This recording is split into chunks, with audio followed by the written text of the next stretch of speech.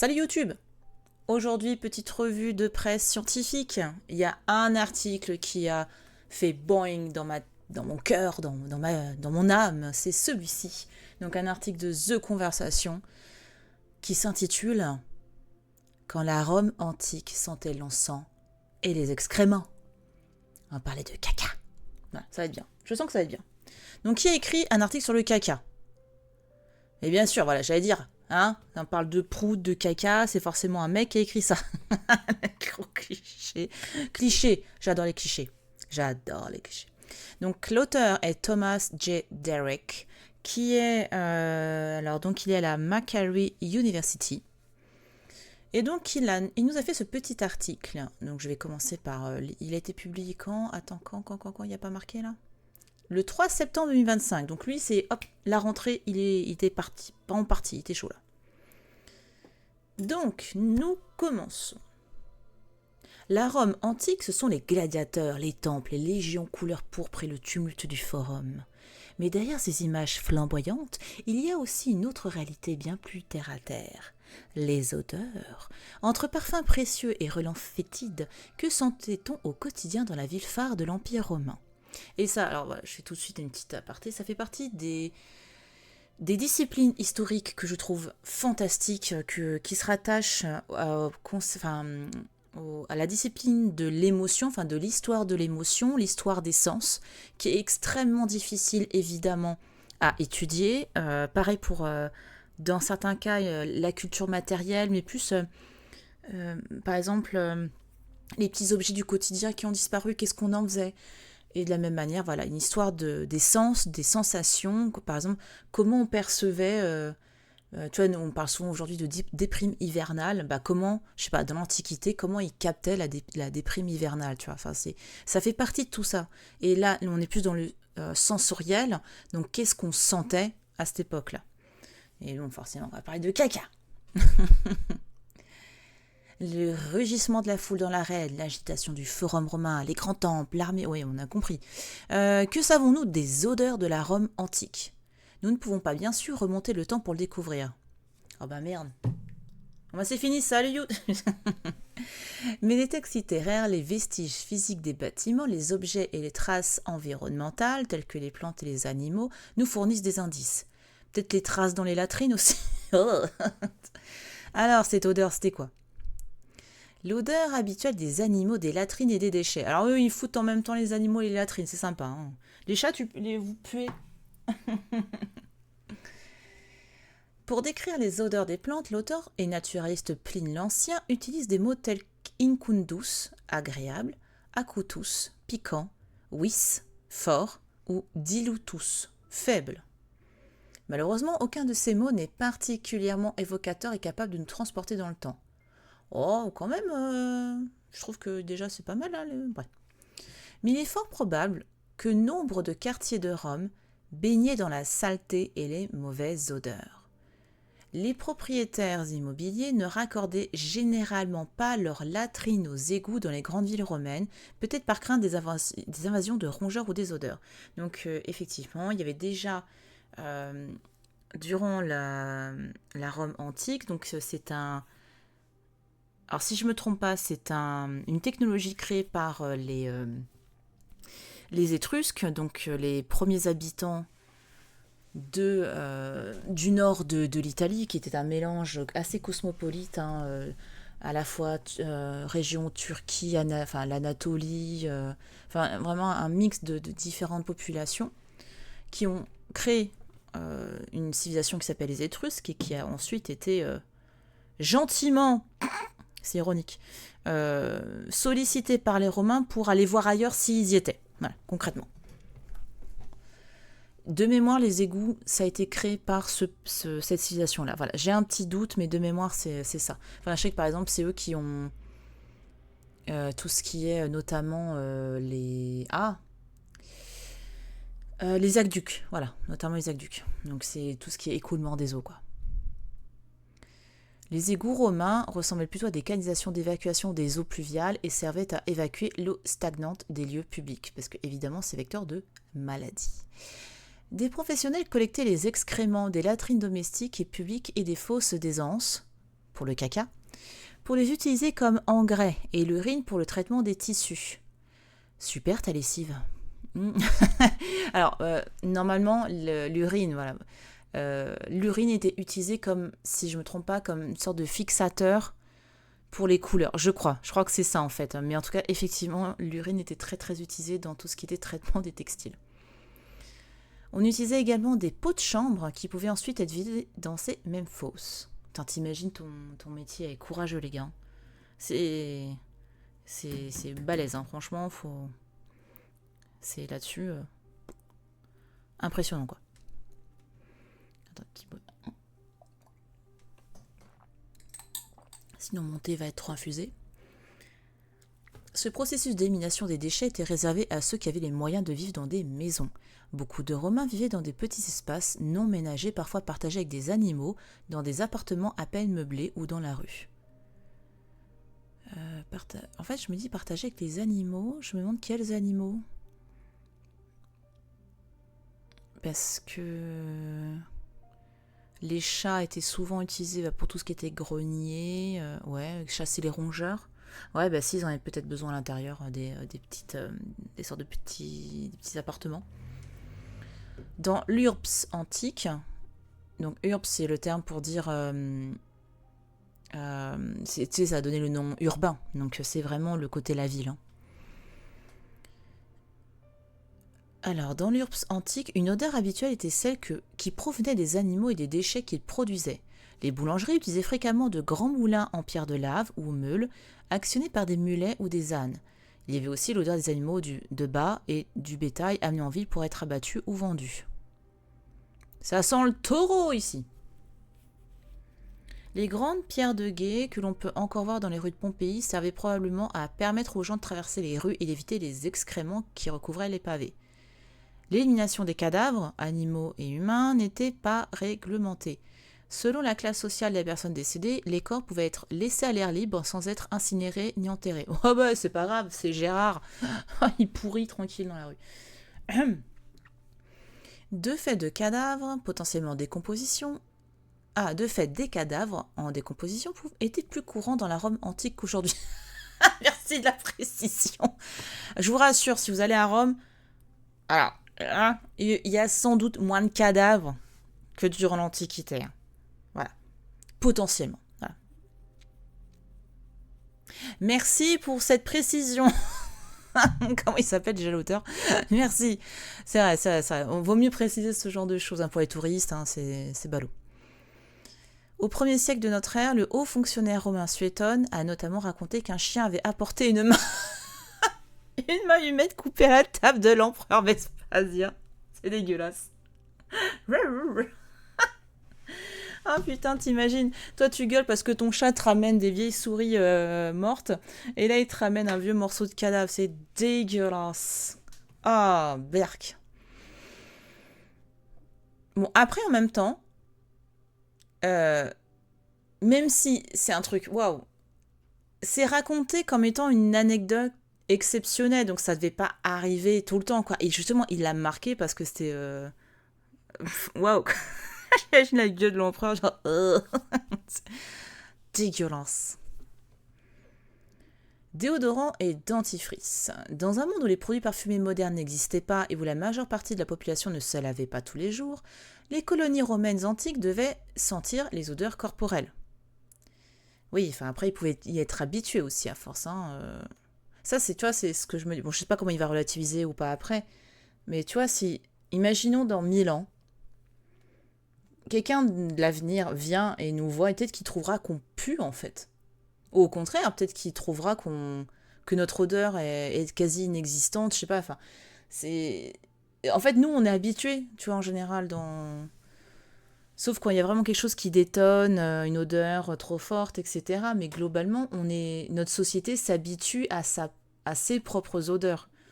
Donc, si nous, aujourd'hui, on arrivait dans la Rome antique, on dirait « Oh mon Dieu, ça pue !» Mais pour eux, je pense pas que c'était... Enfin, tu t'y habitues, quoi, je pense, au fur et à mesure. Enfin, t'es dedans, quoi. La littérature classique propose quelques recettes dentifrice et même de déodorant. Mais quel rapport avec le caca ? Moi, je voulais du trash. Oh. Cependant, la plupart des déodorants étaient destinés à être utilisés par voie orale, à mâcher ou à avaler, pour empêcher les aisselles de sentir mauvais. Ouais, ouais. Ouais, ouais. Bon, faut leur dire les aisselles, c'est... Bah, ils partaient du principe que... Alors, je vanne, mais en fait, c'est parce que on partait du principe que si tu sentais mauvais, c'est parce que potentiellement tu avais quelque chose qui pourrissait de l'intérieur et qui se... Donc si tu manges des choses qui étaient assez utiles, et ben normalement tu devais sentir. Mais normalement, les dentifrices, t'avais du... Ah non, ils parlent de déodorant. Ok. Après, ils avaient des pierres d'Alain, hein. Ils avaient des équivalents de la pierre d'Alain, donc ils devaient quand même mettre aussi sur le corps. Donc je suis assez étonnée de ce qu'ils racontent. Enfin, bon. L'un d'eux était préparé en faisant bouillir de la racine de chardon doré dans du vin afin de favoriser la miction, ce qui était censé éliminer les odeurs. Et il faudra qu'on fasse des crash tests un jour, hein, des recettes antiques. Hein. Bon, je finirai sans doute à l'hôpital, mais parce qu'aujourd'hui, on ne supporterait plus. Mais il y a des fois, tu te dis, ah, putain, ça devrait être quand même marrant de tester leurs trucs. Hein. Les termes romains n'étaient probablement pas aussi hygiéniques qu'elles ne le semblent aux touristes qui visitent aujourd'hui. Oh! Oh! Une petite baignoire dans un bain public pouvait accueillir entre 8 et 12 baigneurs. Ouais, enfin aujourd'hui, les gens qui pissent dans l'eau, c'est la même à la piscine. Franchement. Et je suis pas sûre qu'il y en a qui se lavent tous les jours. Hein. Il y en a, à mon avis, ils se lavent, ils profitent de la douche de la piscine pour se laver. Hein. Oh, bande de mythos, va. Les Romains avaient du savon, mais celui-ci n'était pas couramment utilisé pour l'hygiène personnelle. L'huile d'olive, y compris l'huile parfumée, était préférée. Elle était raclée de la peau à l'aide d'un strigile, un outil incurvé en bronze. Oui, en gros, c'était... en gros, tu te mettais l'huile, et après, avec le strigile, c'était comme un...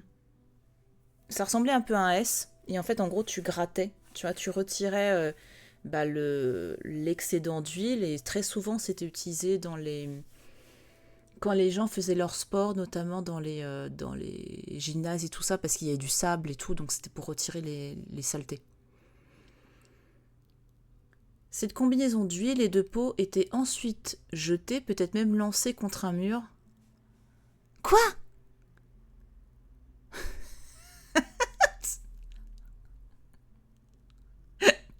Eh, tu fais quoi ta boule de peau, les gars? Je plof. Mais pourquoi? Pourquoi lancer contre un mur? Qu'est-ce qui te fait penser à ça? Je comprends pas. Source? C'est... juste jeter, par exemple préciser contre un mur, parce que ça pouvait être aussi jeté au sol, tu vois. En fait, là forcément, j'ai l'image du mec qui balance ça contre un mur, et ça fait vraiment... Après, c'est pas impossible, mais je vois pas le... Bon. Les bains étaient équipés de drains, mais aussi, comme l'huile... Ah, peut-être que... Attends, je reviens sur le truc. Peut-être qu'ils jetaient ça, pas au sol. Il parle des termes, hein, je crois. Hein. Il balançait ça sur le mur pour pas que ça glisse par terre. Je pense qu'il y a peut-être un truc comme ça. Tu vois, si tu fous de l'huile par terre, tu glisses, tu te gaufres. Alors que là, tu vois, tout le monde jette sur le mur. En mode, vas-y, c'est plus pratique. Ça se trouve, c'est ça. Mais je trouve qu'il manque un petit truc d'explication là, man. Les bains étaient équipés de drains, mais comme l'huile et l'eau ne se mélangent pas, ils étaient probablement assez sales. Ouais, ça c'est sûr. Parfumerie antique à la rose de Paestum. Les Romains utilisaient des parfums et de l'encens. L'invention du soufflage du verre à la fin du 1er siècle avant notre ère, probablement à Jérusalem alors sous contrôle romain, a rendu le verre facilement accessible et les flacons de parfum en verre sont des découvertes archéologiques courantes. En plus, c'est souvent des très belles pièces, tu vois, comme là. Oh, je trouve qu'ils ont réussi à faire des mélanges de couleurs, de matières, des formes assez sympas. Des graisses animales et végétales étaient infusées avec des parfums tels que la rose, la cannelle, l'iris, l'encens et le safran, et mélangées à des ingrédients médicinaux et des pigments. Les roses de Paestum, en Campanie, donc le sud de l'Italie, étaient particulièrement appréciées et une parfumerie a même été mise au jour dans le forum romain de la ville. La rose de Paestum, c'est comme la rose de Grasse, hein, c'est vraiment le produit qui faisait rêver tout le monde. La puissance commerciale du vaste empire romain permettait d'importer des épices d'Inde et des régions environnantes. Il existait des entrepôts pour stocker les épices telles que le poivre, la cannelle et la myrrhe dans le centre de Rome. En plus, la myrrhe est un produit très souvent utilisé pour ses vertus médicinales. C'est souvent d'ailleurs quelque chose qu'on offrait aux femmes qui venaient d'accoucher. Je pense que voilà, peut-être vous faites le lien, la petite ref là, les rois mages avec la Vierge Marie lui offrent de la myrrhe parce que c'était très souvent utilisé pour guérir de l'accouchement. Enfin, guérir dans le sens et voilà, ce qui se passe en bas qui peut faire mal, hein. Voilà, donc c'était pour guérir. Salut Amgui. Comment ça va? Comment tu vas? Tu prépares le live? Parce que oui, mesdames et messieurs, à l'occasion des Journées du patrimoine, vendredi à 17h, nous serons sur la chaîne avec Astragal, sur la chaîne d'OMGui, pour parler d'art, d'écologie, donc de rapport à la fois environnemental, le principe aussi comment l'art peut montrer les problématiques environnementales, le scandale, etc. Donc on va parler de tout ça sur la chaîne d'OMGui, donc évidemment, allez voir ce que fait OMGui. Attends, je fais la technique saut. Attends, je vais voir si j'y arrive. Non, pas Omagi, OMGui. Est-ce que j'ai arrivé? Ouais, j'ai réussi. Et du coup, pour se goûter avant de finir préparer mon live de tout à l'heure. Tu commences à quelle heure?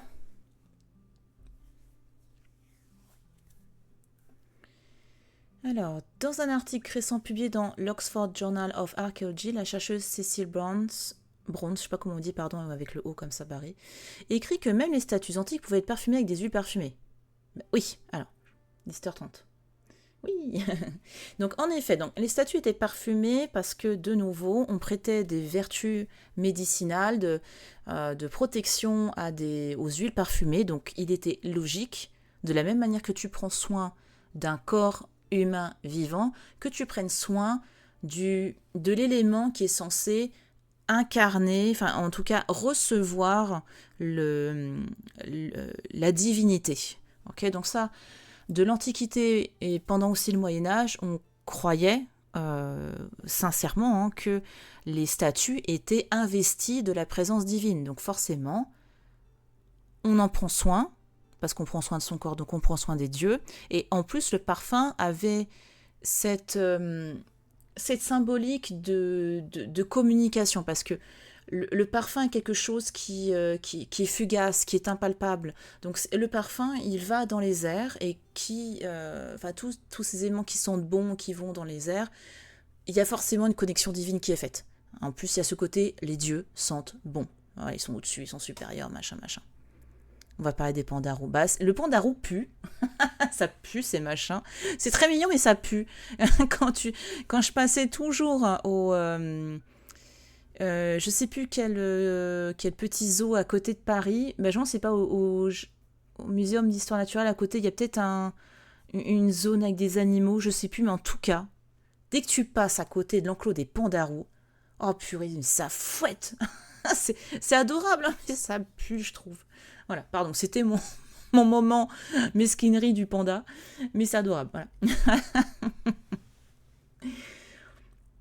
Faut que je bosse le sujet des pandarous, purée, il faut que je trouve des trucs. Tiens. Mais personne ne veut les représenter, ils puent. Il fallait s'en approcher, il fallait prendre modèle. Donc voilà, de nouveau, je reviens sur mon parfum. Donc le parfum fugace, impalpable, enfin... Il y a vraiment ce principe que le parfum bonifie l'air autour de toi. Donc forcément... Et je parle pas de parfum... Vraiment ce qu'on avait de l'huile parfumée à l'époque seulement. Donc les sources ne décrivent souvent pas l'odeur des parfums utilisés pour oindre. J'adore ce mot, oindre. Voilà. Les statues, mais un parfum à la base de rose est spécifiquement mentionné à cette fin dans des inscriptions provenant de la ville grecque de Délos, où les archéologues ont également identifié des ateliers de parfumerie. Ouais. La cire d'abeille était probablement ajoutée au parfum comme stabilisateur. Ouais, comme ça après tu peux les taler, quoi, tu vois. Il était important dans le cadre de leur dévotion et de leur culte de sublimer des statues, en particulier celles des dieux et des déesses. Ouais, là c'est un peu répétitif, mais... Avec des parfums et des guirlandes. Parce que dans le sens où... Même les héros, ils leur mettaient du parfum. Salut Gam. Eh bien bonjour. Ça va? On parle de caca. Enfin non, le titre était censé évoquer plus le caca que ça. Mais remarque qu'on parle de parfum, de senteur, etc. Donc on est sur un petit article qui parle des odeurs à Rome. Voilà. Ah, j'aime bien ce genre voilà, une attaque olfactive. Je pense que ça va parler des pandarous, du coup. La ville antique devait sentir les déchets humains, la fumée de bois, la pourriture, la décomposition, la chair brûlée, la cuisine, les parfums et l'encens, et bien d'autres choses encore. Eh bien, ça donne grave envie de voyager dans le temps. Les odeurs à Rome. Mais à Rome. Rome. Donc en gros, c'était marrant. Il y a tout le passage où ça évoque. Juste, je vous relis cette phrase parce qu'elle m'a vraiment fait rire. Attends. En gros, ça évoquait le fait qu'il y avait sans aucun doute pas mal de corps humains, enfin de personnes qui étaient décédées dans les rues et qu'on laissait pourrir. Mais j'adore. Attends, juste je vous lis cette phrase. De fait, des cadavres potentiellement décomposition étaient plus courants dans la Rome antique qu'aujourd'hui.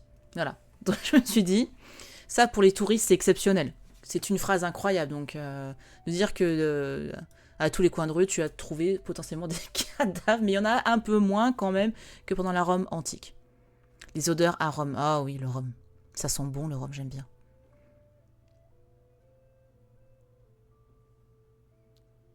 Les pandarous. Oui, oui. C'est un futur stream. Oui, voilà, c'est pour ça. Ouais. Tout à fait, tout à fait. Les pandarous qui puent mais qui sont mignons. Ok, donc, globalement, la ville antique a pué. Mais pas que. C'est un mélange, voilà. Cela semble horrible pour une personne moderne, mais d'après ce que l'on sait, les Romains ne se plaignaient pas beaucoup de l'odeur de la ville antique. Peut-être, comme l'a suggéré l'historien Neville Morley, ces odeurs leur rappelaient-elles leur foyer, voire l'apogée de la civilisation.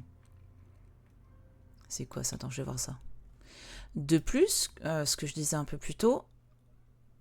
Ah, attends, c'est quoi ça? Reject all. Urban smells and Roman noses. Il y a aussi le fait que, de nouveau, nous sommes habitués à l'heure actuelle à une odeur conventionnelle de personnes qui se lavent une fois par jour en général, avec des parfums. Mais chaque période, nous nous habituons en fait à ce qu'on vit, quoi. Donc si personne se lavait, au bout d'un moment, on serait habitué. Tu vois, si on vivait entouré de pandarous, on se dirait c'est normal, tout pue, quoi. En vrai, il y a plein de trucs à dire sur les odeurs dans le vivant aussi, et les perceptions sur les individus qui peuvent beaucoup varier. En plus, les sensibilités évoluent, et c'est ce que j'évoquais au début, c'est que ce qui est complexe dans ce type de discipline historique, c'est de faire une histoire des sens, des sensations, des ressentis. C'est assez complexe. Bon, c'était quand même un article qui voulait nous hyper. En plus, là, on a une belle photo, la photo parfaite où tu sens que le gars est peut-être en train de mourir sous le paix de quelqu'un. Mais bon. Salut Cyrano. Bienvenue dans ce stream de l'élégance. Typiquement, ce matin, je suis pressée dans une galerie. Ah non, mais les galeries, tu vas à côté d'une parfumerie, c'est très agressif. Pareil, tu vas dans un magasin, tu passes à côté du rayon lessive, c'est extrêmement agressif pour le nez. Parce que justement, tu vois, par exemple, je pense que des personnes qui travaillent tous les jours dans des parfumeries, à un moment donné, ils ont l'habitude.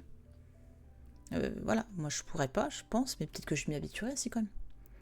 Donc bon, je t'ai ambiancé là. Je suis déçue.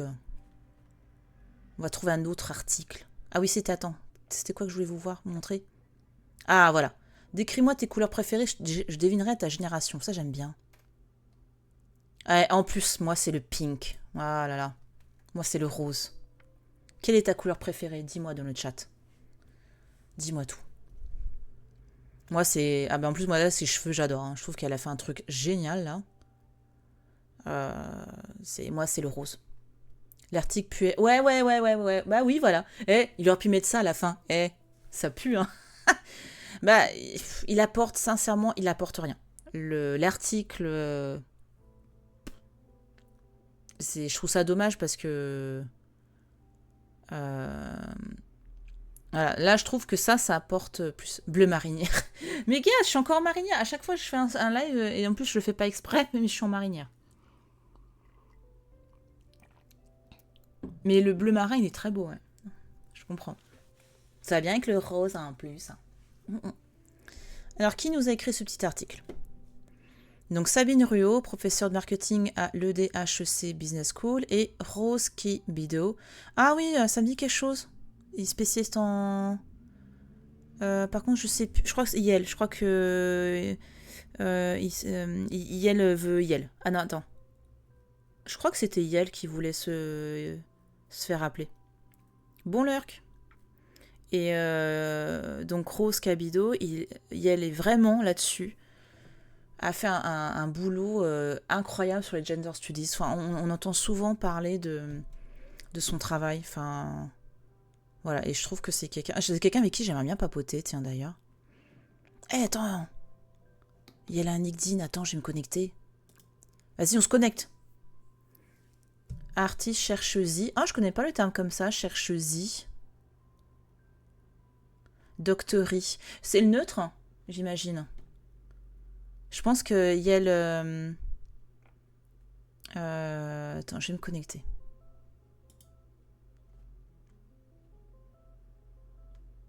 Attends, j'envoie son note. Et attends. Artiste, chercheur, enseignante. Donc, on n'est plus sur du L, non? Ouais, bon, je sais pas trop.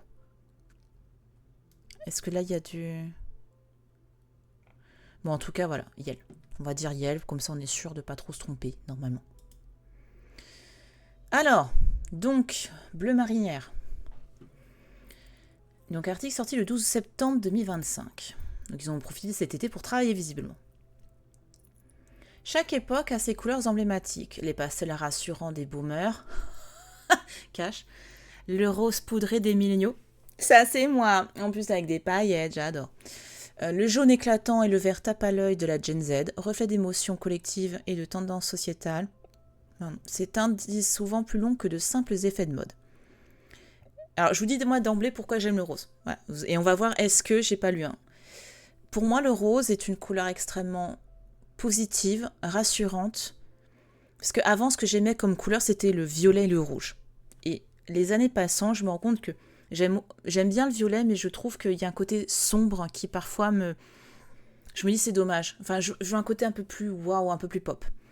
Et je pense qu'il y a aussi l'esthétique un peu Barbie aussi, sincèrement. J'ai été très marquée par le film. Qui, pour moi, devient une couleur de combat. Alors, je sais que la couleur du combat féministe, c'est le violet. Moi, c'est... Voilà, tu vois, c'est un rose type Barbie. Un rose pep ou un rose... Là, pour ses cheveux, je trouve que c'est magnifique, ce qu'elle a fait. Mais moi, le rose Barbie, je le trouve waouh. Tu vois, parce que c'est une couleur déposée. Hein. Ce rose qui est intense, qui est vibrant. Voilà. C'est... Pour autant, je me maquille pas tout le temps en rose, je mets pas tout le temps du rose, mais je trouve que d'un point de vue communication visuelle, ça envoie plein de valeurs positives, en fait. C'est ça. Moi, le rose, ça incarne ça. Ça incarne une forme de stabilité positive. Et pas trop agressive. Enfin... Après, voilà, c'est une couleur, on va dire, cliché, très fille, mais voilà. Alors. Mais ouais, moi, vraiment, le rose Barbie, j'adore. Bah, tu vois, attends, je crois que ses cheveux, on voyait là. Tu vois, le rose de ses cheveux, je trouve ouf. Incroyable. C'est un rose incroyable, c'est un rose vif. Historiquement, le rose, c'est masculin. Ah, intéressant. En plus, il y a le dernier ouvrage de Michel Pastoureau, voilà, je cherchais son nom, qui est consacré au rose. Et j'avoue, je vais peut-être essayer je vais peut-être me l'acheter, je vais voir. Je suis team rose et lilas pastel et bleu marine aussi. Ah bah voilà, je trouve que c'est des couleurs qui se marient bien ensemble. Et du coup, est-ce que gamme chromatique, t'es une milléniale? Ah oui, non, excuse-moi d'ailleurs. Je préfère rester dans la neutralité quand même.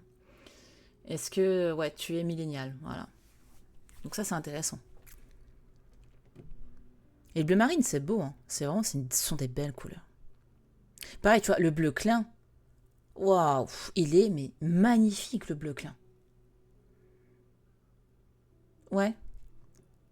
Bah, j'ai commencé à lire le celui sur le bleu et j'ai pas trop. Ouais. Ok. Alors 1995. Du coup, tu. Ah, t'es entre deux, toi. Hein. Ouais, je pense que c'était pas entre deux. C'est quand est-ce qu'elle commence la Gen Z?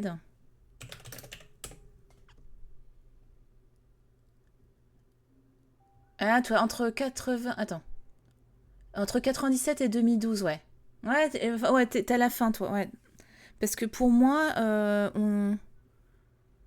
Ouais, ouais. Après, c'est alpha. Bah, mon fils, il est alpha. Ah, je croyais que la génération alpha, c'était plutôt année 2020. Ça m'étonne. Attends, là, on a un petit. Ouais, vous voyez bien. Les zoomers. Oh, génération Z, c'est les zoomers. C'est rigolo. Ouais, effectivement. 80-96. Ouais. La Lost Generation. Oui, c'est vrai qu'il n'y en a plus beaucoup là. Hein. Je ressens la différence avec 2 ou 3 ans plus jeunes. Ouais. Oui, en plus, si déjà, toi, tu as une sensibilité, une maturité qui est un peu plus présente, et en plus, ouais, je peux comprendre. Ouais, ouais. Bah, moi, je suis 85, hein, donc je suis au début des millennials. Et encore, il y a des subdivisions. On parle moi, je crois que je suis génération C. C'est une subdivision de la génération milléniale, je crois. Bon, voilà. Donc je comprends. Je comprends cette différence. Cette sensation de. Mais de toute manière, les générations. Enfin, j'avais vu quelqu'un qui disait, et j'ai trouvé ça très pertinent. C'était quelqu'un qui racontait que la problématique de la génération milléniale, c'est qu'elle était vraiment le cul entre deux chaises. C'est-à-dire qu'elle était euh, entre la génération un peu boumeuse, de la génération des personnes qui ont tout eu, limite cuillère d'argent dans la bouche, etc., vision un peu traditionnelle, la femme au foyer, enfin, tu vois, on était un peu entre l'écart entre ces gens élevés par ces personnes-là et une sensibilité au combat que sont en train de mener la plupart des générations Z, les zoomers, et que du coup on était entre l'envie de liberté de cette nouvelle génération et en même temps un ancrage éducatif de la génération précédente. Voilà. Oh, ah oui, l'arrivée des minicums. Ah ouais, les minicums, ouais. Minicum, j'ai commencé à voir, ouais, c'était pendant on va dire l'apogée, quoi, parce que les premiers, je regardais pas, ça m'intéressait pas plus que ça, mais après aussi, parce que je regardais je crois que j'étais au collège de mémoire. Je regardais forcément les mangas, les animes qui sortaient, quoi.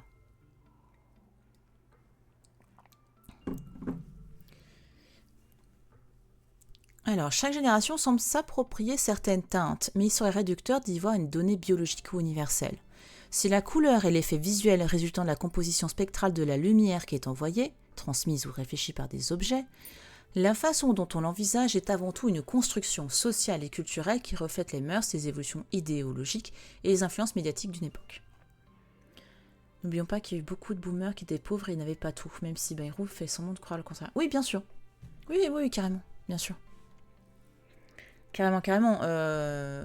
La précarité qui a augmenté, bien sûr. Je suis complètement d'accord.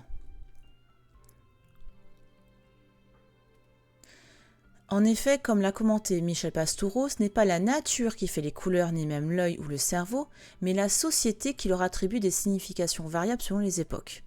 Elles deviennent ainsi des témoins privilégiés des mutations de chaque décennie. Dans un chapitre récemment publié, La couleur, marqueur créatif générationnel, nous nous sommes intéressés à la façon dont les générations successives se caractérisent par un ensemble de valeurs, de croyances et de comportements qui se manifestent visuellement, notamment à travers des couleurs qui leur sont propres.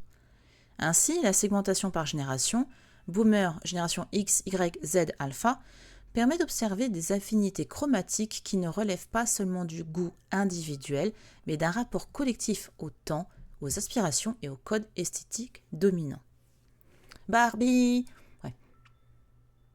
Si jamais on parle de la science des couleurs au sens de la physique, c'est un peu ma spécialité. Ah ouais? Niveau, t'as fait un... C'était quoi? C'était un master, un doctorat? T'as fait quoi? Ça m'intéresse. Et après, tu vois, pour rebondir sur ce que tu disais, Cyrano, je comprends complètement. C'est juste, tu vois, par exemple, quelqu'un qui était, pendant sa génération classe moyenne et tout, un seul euh, salaire suffisait pour acheter une maison, pour faire vivre une famille. Aujourd'hui, à, on va dire, plus ou moins statut social égal, donc une, on va dire, voilà, classe moyenne. Je parle même pas des personnes en précarité, hein. Mais par exemple, tu vois, mon père a pu acheter sa baraque à 25 ans. Moi, j'ai 40, je peux toujours pas acheter une maison. Tu vois, enfin, c'est... Parce que les banques sont beaucoup plus frileuses et parce que maintenant, ils te demandent 3 millions de garants, ils te demandent ça. Enfin, ça devient extrêmement compliqué, quoi. Je veux dire par là, c'est que il y a des choses qui étaient quand même plus simples pour des personnes de ces générations-là. Voilà. Il y avait d'autres problématiques, voilà, mais ces questions-là, c'est souvent sujet un petit peu, voilà, chiant. La lumière, onde ou particule. La fameuse question. Un jet optique avec une spécialité un peu dans la mesure des couleurs et leur perception. Maintenant, je suis un jet dans la colorimétrie et la caractérisation des matériaux. Oh, trop bien! Trop cool. À ton compte ou t'es dans une boîte qui t'a recruté pour ça? On voit bien la différence de vision avec le travail. Il y a des grosses différences, tellement de gens des générations précédentes qui ont une vision de leur époque qui n'a pas évolué. Oui, oui, bien sûr. Oh, alors ça, pire, même qui s'accrochent comme des sortes de vieilles moules à leur rocher, qui pensent qu'en fait le modèle, c'est une horreur que ça change. Alors que tu dis, non mais en fait là les gars, ça évolue quoi. Il faut juste y faire. Et puis même, quand il y a même, qu'est-ce qui... Surtout que, moi ça m'avait frappé, ça, c'était chez les pompiers. On retrouve ça dans d'autres structures, hein, mais c'est le truc qui m'a le modèle qui m'a le plus frappé. Ils sont extrêmement attachés à des valeurs traditionnelles, qui peut amener des dérives évidemment, mais globalement les valeurs traditionnelles qui sont les pompiers c'est la famille, c'est un peu un milieu de mecs parce qu'il faut de la force, il faut ci, il faut ça.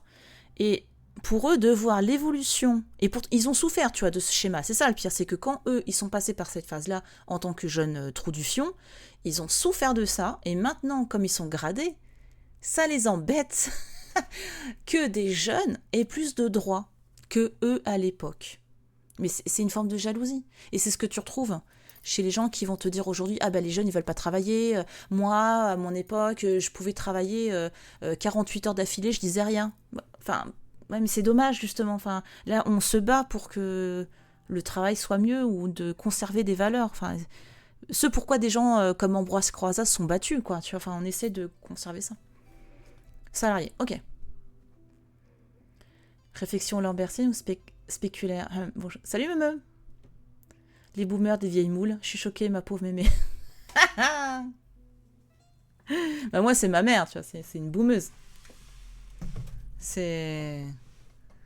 Ah bah moi, mes parents, c'est des boomers première catégorie, hein.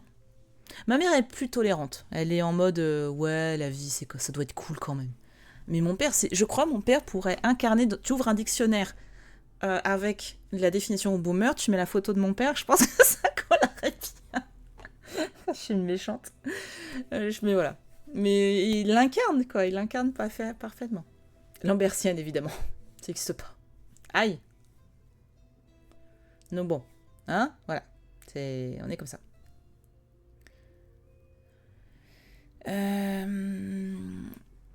Alors, chaque génération son code couleur. Les boomers nés entre la fin de la Seconde Guerre mondiale et milieu des années 60 et la génération X née entre 65 et 80 se caractérisent par une préférence pour des palettes dites traditionnelles dominées par des tons neutres et pastels auxquels s'ajoutent à partir des années 70 des couleurs inspirées de la nature comme les verts, les bruns et les rouges terreux. Ok. Tu vois, pareil, il y a une tendance, ça me fait penser à ça là. Tu as une tendance, je sais pas si tu vois un peu le truc, dans toutes les émissions d'écho et tout, au gris.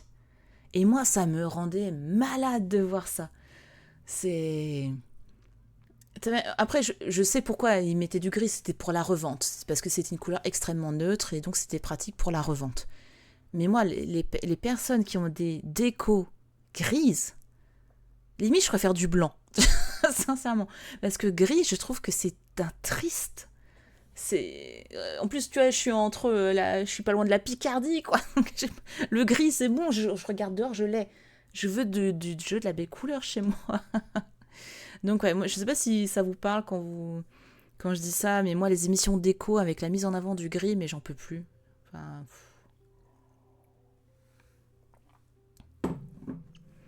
le brun. De toute façon, en plus le brun c'est une couleur politiquement. Alors, la génération Y ou les millennials, née entre 80 et 90, a quant à elle été marquée par l'émergence d'un rose emblématique, le millennial pink. Plus qu'une simple teinte, ce rose pâle s'est imposé dans les années 2010 comme un symbole de légèreté, d'optimisme et surtout de remise en question des codes du genre. Tu vois, c'est ce que je t'ai dit. Il y a ce côté un petit peu... Ouais, mais... Et encore, le béton ciré, il y a une texture, tu vois. Moi, je te parle vraiment de la peinture grise, des meubles gris, des meubles, mais même canapés. Enfin, encore, moi, j'ai un canapé gris parce qu'avec des chats et tout, c'est plus simple, mais à petite dose, le gris, ok, parce qu'en plus, le gris, ça va très bien avec du rouge foncé, du rouge cerise, c'est ce que j'ai chez moi. Mais voilà, que du gris, ça me rend triste. Mais tu vois, ce que je t'ai dit plus tôt, le côté légèreté, optimisme et remise en question des codes de genre, parce qu'effectivement, moi, j'ai été élevée avec tous les clichés de la Terre, et donc j'ai à un moment donné une période de rejet du rose pour préférer, par exemple, le bleu, puis le violet, le rouge, et là, je reviens sur du rose parce que c'est plus, voilà. Et il y a aussi cette fierté de dire mettre du rose, Barbie, le film Barbie qui m'a beaucoup marqué. Pour la génération Z, née entre 95 et 2010, c'est d'abord un jaune vif, le Gen Z Yellow, qui s'est imposé en tournant 2018 en contraste avec le rose singulier de ses aînés. Rapidement, le violet est venu compléter cette palette, couleur historiquement liée au pouvoir, à la créativité et aux luttes féministes, et est désormais associée à l'expression de soi et à l'inclusivité. Ouais, ce que je disais, historiquement, le violet est la couleur utilisée dans le féminisme parce que c'était une des seules couleurs qui n'était pas utilisée en politique. Donc les suffragettes, elles ont utilisé le violet parce que c'était disponible. Plus récemment, le vert a gagné en importance, d'un côté comme couleur associée aux enjeux écologiques et fréquemment mobilisée et récupérée dans le champ politique, de l'autre comme tendance numérique et provocante, le Brad Green, popularisé en 2024 par la chanteuse britannique Charlie X. Je sais pas comment ça se dit, je suis désolée. C'est là où je me sens que je suis très vieille. Attends, je regarde. C'est quoi son gris? Le Brad Green. Attends, je vais regarder c'est quoi. Brad Green. C'est-à-dire quoi, Brat? C'est quoi un brat? Voilà. Désordonné, faire la fête, dire des bêtises tout le temps. Putain, je suis tellement vieille, je sais pas ce que ça veut dire. Oh, c'est gênant. Je suis trop vieille. Ok, c'est ça le...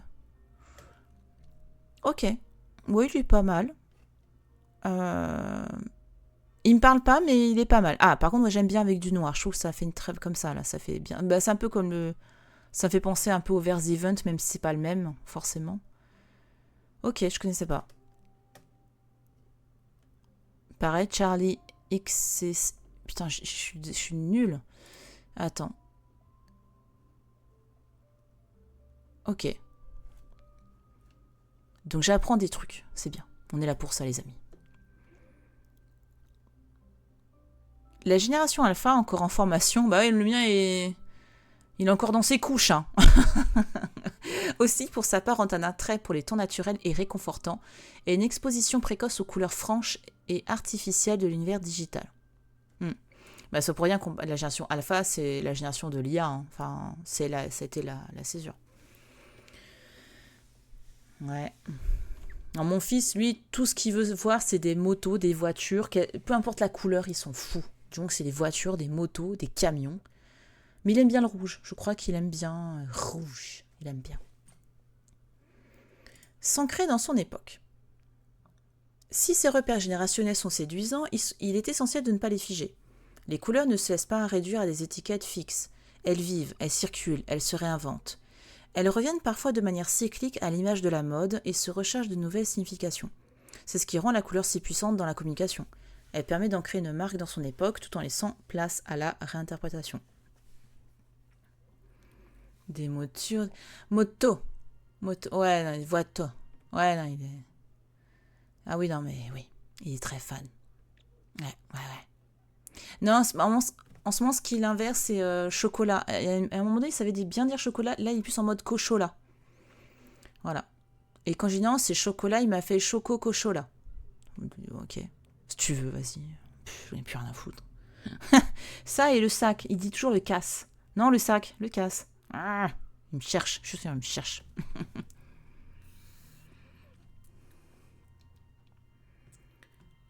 Alors, l'actualité chromatique de 2024-2025 en témoigne. À côté du vert néon insolent de l'album à succès Bras de Charlie XCC, l'entreprise Pantone a choisi Mocha Mousse comme couleur de l'année 2025. Un brun cosy, gourmand et enveloppant qui traduit le besoin collectif de réassurance et d'ancrage. Oui, effectivement, ça m'a fait penser un peu du mocha et je vois beaucoup de vidéos avec des personnes qui boivent du mocha. Du mocha, du matcha, tu vois, le matcha latte et tout ça. Ça fait penser à ça. Alors que, par contre, ouais, eux, ils ont préféré mocha, le côté plus brun. On retourne un peu sur l'univers du caca, hein. Non, pardon. À ne pas confondre avec la moquette. Grave.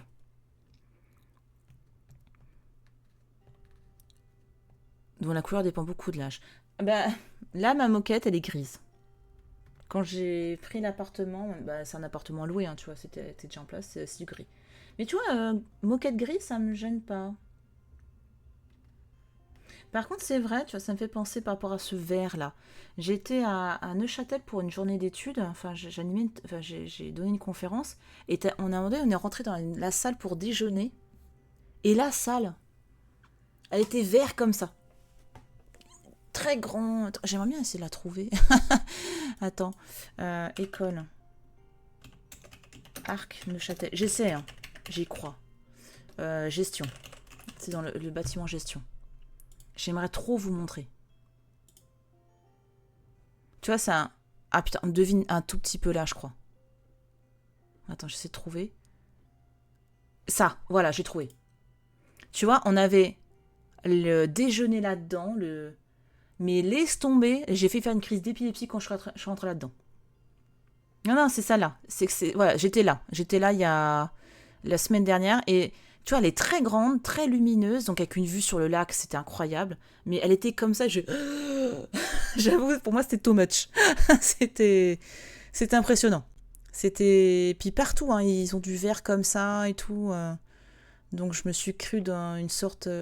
Ouais, voilà. Moi, ça m'a un peu perturbée. Sinon, le reste, c'était fantastique, hein, mais voilà, bref. Voilà, c'était le petit moment couleur. Je suis là. J'étais où? Le contraste entre ces deux signaux, l'un pop et ironique, l'autre discret et rassurant, illustre parfaitement la tension contemporaine entre exubérance et quête de stabilité. Les recherches en marketing montrent par ailleurs que l'impact des couleurs ne réside pas seulement dans la teinte elle-même, mais aussi dans la manière dont elle est nommée. Oui, j'allais dire, parce que là, on a des noms particuliers. Moi, tout à l'heure, je vous parlais du rose Barbie, c'est pas pour rien. C'est pas que le rose Barbie, c'est tout ce qu'il incarne derrière. Donc là, le brat de Charlie X, désolé, je sais pas comment on dit. Bon. Ça rappelle les lumières bleues dans les métros lyonnais pendant un festival des lumières. Ah, l'impression que tout le monde était malade. Ils étaient peut-être tous malades. Peut-être qu'il n'y avait pas de lumière bleue. Le color naming des marques. Le color naming a un effet direct sur la préférence et l'intention d'achat. Un nom de produit évocateur, poétique ou humoristique génère davantage d'engagement qu'un terme générique. Ce phénomène, encore peu documenté, rappelle aux marques que les mots façonnent autant que les couleurs la perception des produits. L'excès d'humour peut toutefois brouiller la mémorisation de la marque, d'où la nécessité d'un dosage subtil. Ah, carrément. Effectivement, enfin... Même les chiffres, hein. Le... Parfois, le fait de nommer les trucs en fonction de chiffres, je sais plus moi. Pour les entreprises, l'enjeu est donc double. Il s'agit d'une part de comprendre les codes chromatiques ponctuels qui circulent dans une génération donnée, afin de parler un langage immédiatement perceptible, et d'autre part de créer un système de couleurs qui reste cohérent et durable dans le temps. Oui, parce que ça se trouve, dans 5 ans, les gens diront couleur Brat, enfin le vert Brat, hein, c'est quoi? C'est pas simple. Parler de couleurs de génération reste un outil utile de décryptage, mais uniquement si on accepte sa plasticité. Pour chaque génération, la couleur est une passeuse de messages, un support de signes tacites ou exprimés de toutes sortes, un témoin clé dont les nuances suscitent des émotions, véhiculent des significations et procurent des expériences variées. C'est intéressant en tout cas, quand même.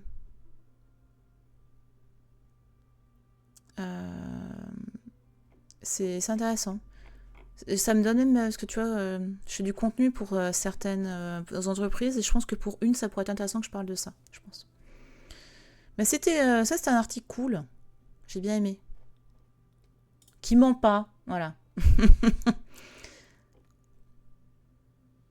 Non, bon. Et puis il y avait ça aussi.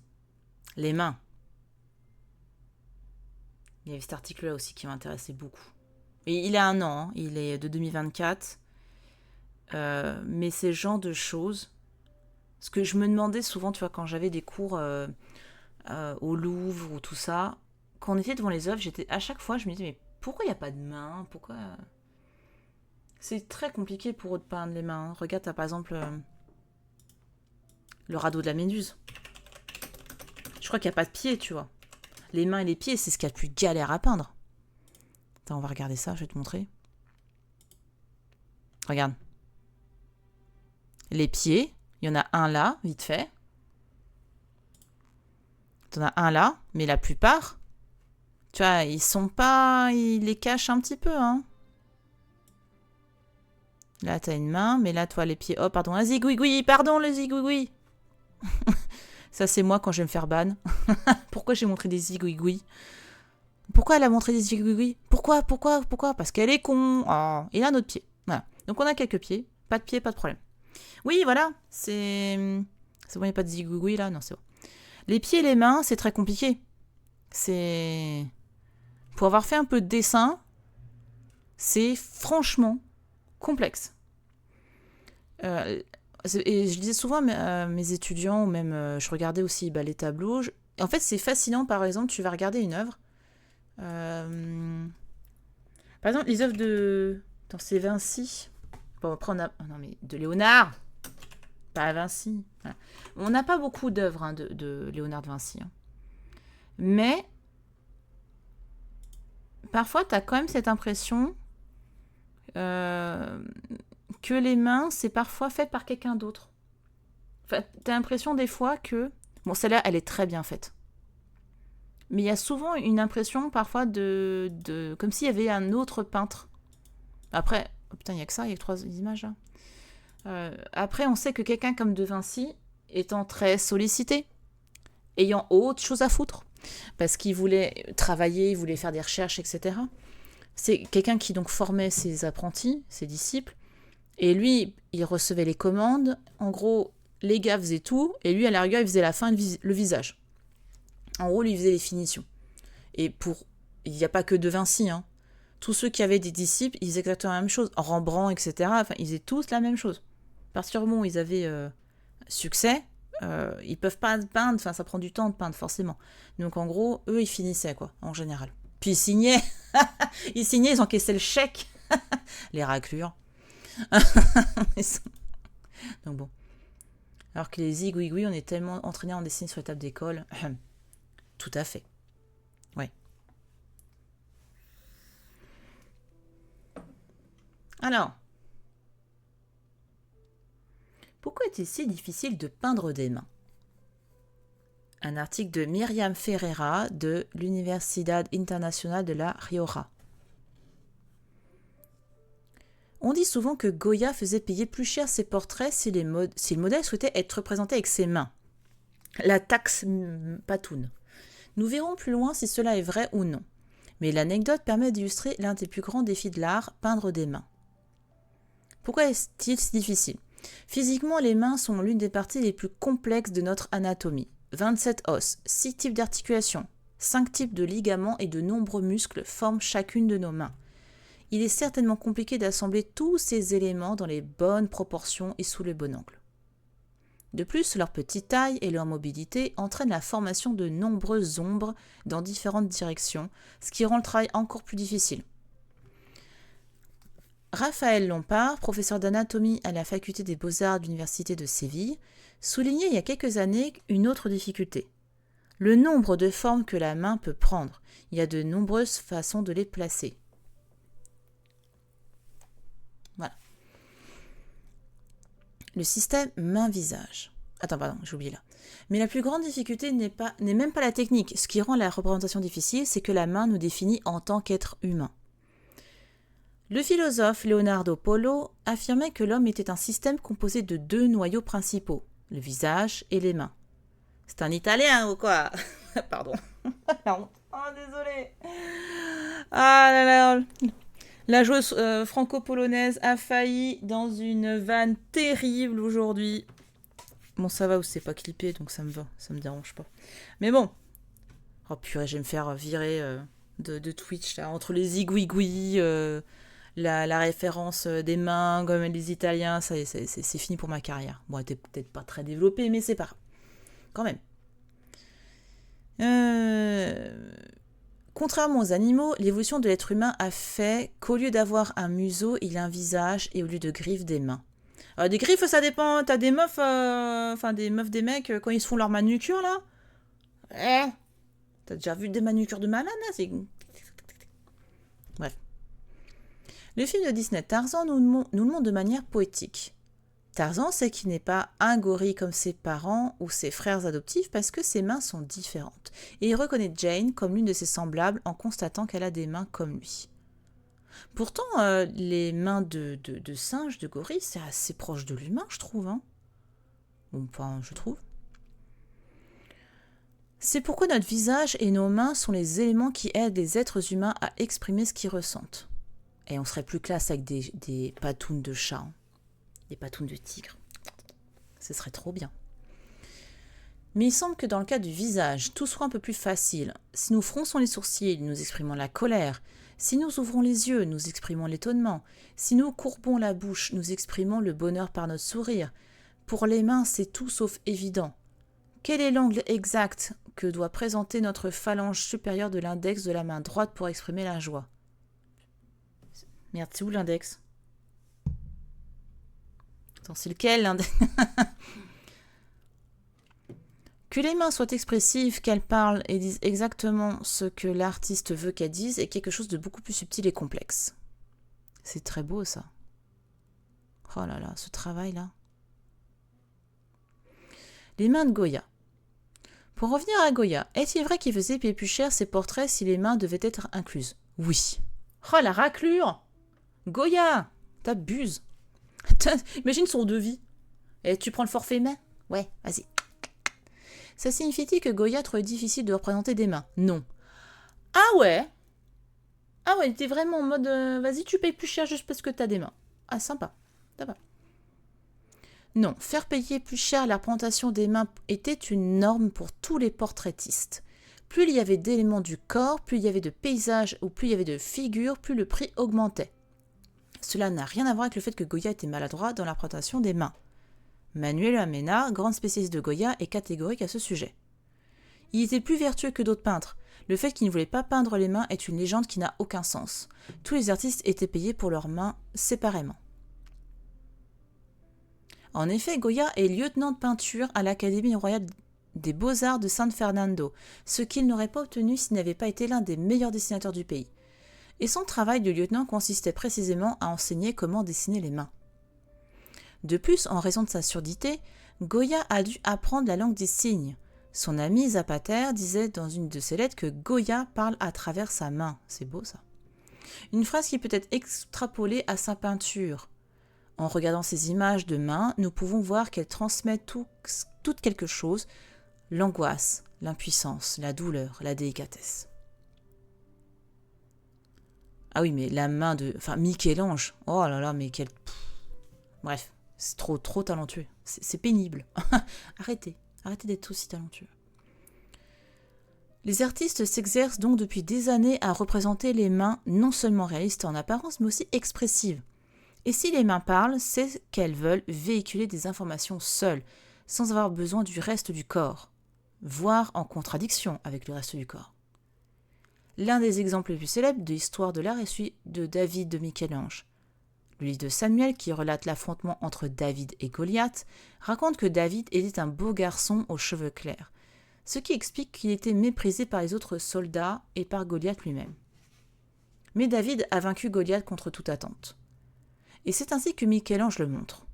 Le corps de David est celui du beau garçon décrit dans la Bible, mais sa main révèle sa grandeur, sa force et sa puissance. En la regardant, nous savons qu'il vaincra Goliath. La main de David est un spoiler de sa victoire au combat. Alors, petite précision quand même, parce que oui, mais il faut aussi mettre en lumière le contexte de la sculpture. C'est-à-dire que la sculpture est sur un piédestal, elle est vue en hauteur. Donc Michel-Ange, quand il sculpte le David, il est obligé de prendre en considération que en fonction de la manière dont on regarde la statue, il y a des choses qui doivent transparaître. Donc, je suis d'accord, il y a le côté, la main va incarner cette force, cette puissance, mais il va aussi, lui, extrapoler en tant qu'artiste, parce que cette main doit être plus grosse, pour être vue de manière plus efficace. La sculpture, c'est un art particulier à ce niveau. Parfois, on a l'impression que c'est beau, que c'est plus gros, plus traité d'une manière beaucoup plus expressive, parce que c'est l'angle de vue qui fait que. Tu vois, quand tu prends la photo en face et quand tu prends la photo d'en dessous, c'est pas la même chose, quoi. Les grands, le David, il a bien surpris. Bah oui, tu vois. Il est grand, en plus. Oui, il est sur un piédestal en plus, normalement. Enfin, je crois qu'il fait 2,40 m, un truc comme ça. Attends.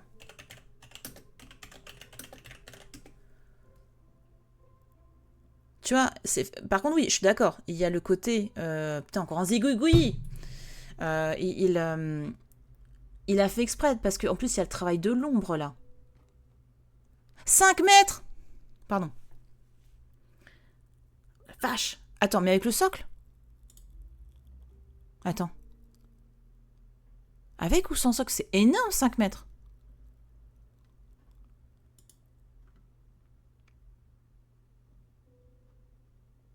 Ah, la vache.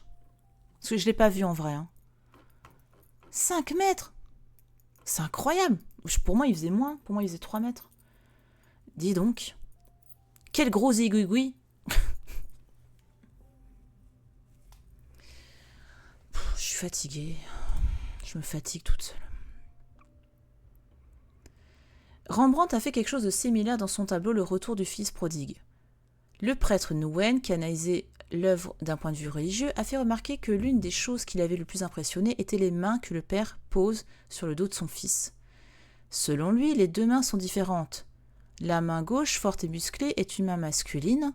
Celle du père, la main droite, fine et douce et tendre, et c'est une main féminine, celle de la mère.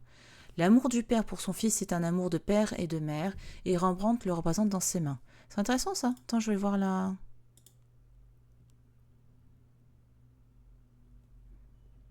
Ouais, j'avoue, ouais. C'est assez discret, hein. Je pense qu'il faudrait que je le voie mieux, mais... C'est que pour moi, les ombres sont plus marquées. Mais en tout cas, oui, je comprends que le gars voit ça. Ouais, je peux comprendre, oui, effectivement. Des mains qui voient et qui parlent. Henri Faucillon, qui a écrit Une éloge de la main, dit des mains qu'elles sont des visages sans yeux et sans voix, mais qui voient et qui parlent. C'est très beau ça, je trouve. C'est pourquoi il est si difficile de peindre des mains. Dessiner 5 doigts avec des lignes droites comme le font les enfants. Bah quoi, je dessine comme ça aussi, hein. Et considérer cela comme une main n'est pas difficile. Dessiner la complexité physique d'une main humaine et lui donner la personnalité et l'expressivité qui peuvent être concentrées dans une vraie main, c'est le travail des génies. C'est beau. Alors, bon, en tout cas, là, l'article, ce qui en ressort, c'est que le fait de dire que les artistes n'aiment pas représenter les mains, etc. que c'est difficile, que ce serait pas si difficile que ça. De nouveau, tu as des artistes qui laissaient la chose à leurs apprentis. Donc eux, ils étaient en train d'apprendre, donc effectivement, l'apprentissage est délicat. Des artistes comme Goya, Rembrandt savaient le faire, mais peut-être que ça, justement, peut-être que ça les emmerdait par rapport à cette transcription puissante de l'humanité à travers les mains. Donc ils disaient, oh purée, bah ouais, elle paye plus cher, quoi. Enfin, c'est quand même... tu vois, là, le travail, là, t'as vu, là, ce travail de la main, il est magnifique. Après, en plus, tout dépend de ta formation. Si tu as une formation académique où le dessin anatomique est l'une des épreuves phares de l'enseignement, c'est pas la même chose que quelqu'un qui n'a pas pu faire l'école des beaux-arts, qui a dû apprendre par lui-même ou elle-même. Et en l'occurrence, peut-être que si la personne n'était pas dans un... Parce que tu pouvais également te former dans des académies libres, mais tu n'avais pas toujours de l'enseignement. Donc, je reste persuadée que c'est quand même très délicat. Enfin, même, il n'y a pas que ça, c'est comme ça qu'on nous a appris. Après, pour l'exemple de Goya, c'est peut-être spécifique, hein. Mais en tout cas, il y a des artistes qui n'aimaient pas peindre les mains, qui laissaient ça aux apprentis parce qu'ils devaient apprendre. Et en plus, bah, c'est chiant, quoi. Ils préfèrent mettre leurs pattes, leurs traits de génie, hein, dans le visage. Surtout que pour le client, c'est peut-être plus important pour le client de se dire, oui, ok, c'est un autre qui a peint les mains, mais c'est toi, Léonard, Goya, qui a peint mon visage. Et je pense que là, il y a une plus-value incroyable pour le client. Que c'était intéressant. C'était un bel article. C'était un très bel article. Et en tout cas, on en fera d'autres, hein, évidemment.